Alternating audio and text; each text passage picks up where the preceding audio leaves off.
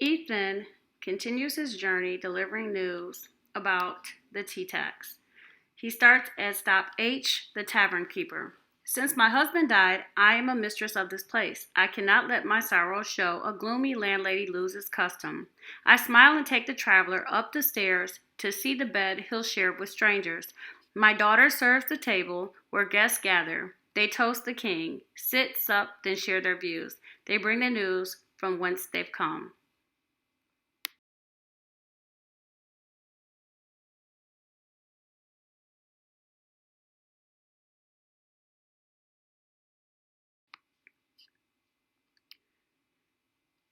Stop I, the midwife. Ethan came to fetch me for the coming of new life. I brew a tea from sage and chamomile to calm Mistress Church and her sister who paces by the bed. 860 babes I have brought forth without a mishap, though I mourn the ones I've lost. The father sits at the green dragon plotting with the sons of liberty. The mother moans, "It's time." I send the sisters for the neighbors to assist me. Hold the mother's hand, say soothing words. The babe tarries just an hour before his head appears.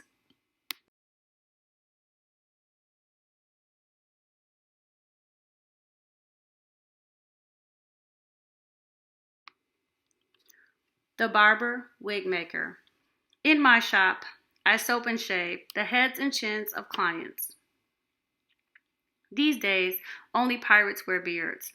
Unlike the blacksmith, my hands keep clean except when I let blood to cure a fever or place a leech to ease a blackened eye. Last week, the judge stopped to choose his wig. I shaved his head and measured. My journeyman sorted, cleaned, and baked the last of the human hair from London, the best quality he had. Holding back on English goods is bad for business. Pay the tea tax and move on.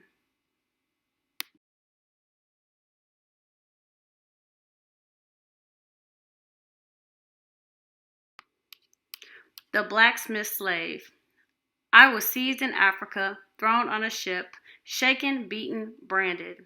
When we landed, the captain sold me to the highest bidder. My master is a blacksmith. We make axes and irons, hinge, hooks, padlocks, pokers, latches, and nails, thousands of nails. I fill the forge, pull the bellows, and stir the coals. The master is old, he needs my muscle. I heat the iron, lift it from the forge.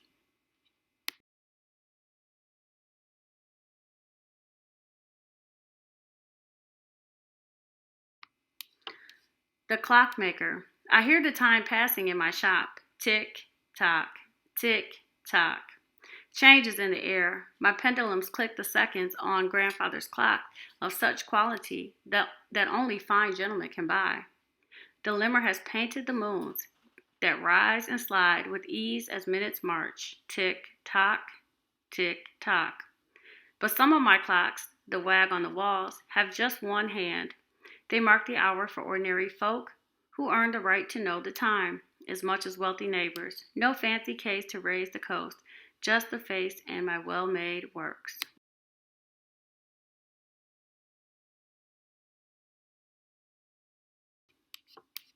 The silversmith apprentice. When my father died, there was no kin to keep me. I was apprenticed to the silversmith, who had no son. The master vowed to feed me, house me, teach me to read and write. He keeps his word and shows me the secrets of his trade. Till I turn 21, my labors are his due, but I feel like family. He is a patriot, with skills so fine the loyalists care not, and I support his cause of public liberty. We will not pay when we've had no say. Tonight, we'll make our mark. Ethan's shared the notices and spread the secret to those who need to know. We will be heard.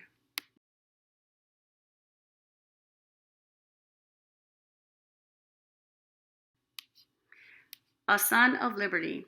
My apprentice and I crowd into the back of Old South Meeting House. Thousands of colonists from Boston town and nearby villages fill every seat, stand on the side, linger in the street, wait to hear the fate of the tea. Tonight, our weeks of work will tell the tale. Will the governor grant permissions for the tea ships to sail back to England with the cargo still on board? I think not. In Old South, candles are lit against the darkening day. Sam Adams and Joseph Warren rouse the crowd. Josiah Quincy urges caution. The Dartmouth onward hurries in at last. Owner hurries in at last. His face sags with sorry news. The governor will not agree. The tea must stay. The tax be paid.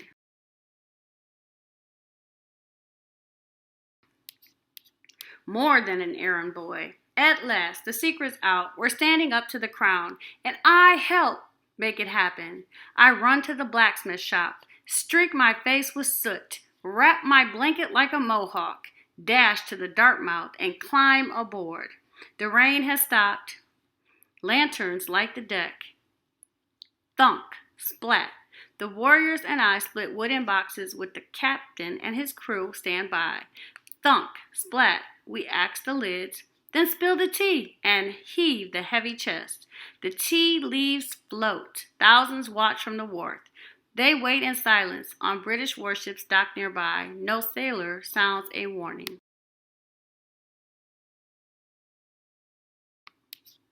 The Patriots. We are the journeymen, apprentices, merchants who work side by side, speaking out for liberty.